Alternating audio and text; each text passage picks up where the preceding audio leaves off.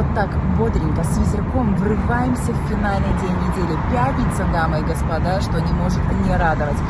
Чего ждать от дня в плане погоды, разумеется. Мы находимся в зоне воздействия циклона, поэтому осадки где-то обильные, где-то кратковременные по-прежнему нам обеспечены. Кроме того, ветер, и он может быть очень даже нестабильным, с порывами до 15 метров в секунду. Такая погода потенциально опасная. При этом всех нас должно греть прекрасное, отличное настроение, потому что уже совсем скоро в выходные.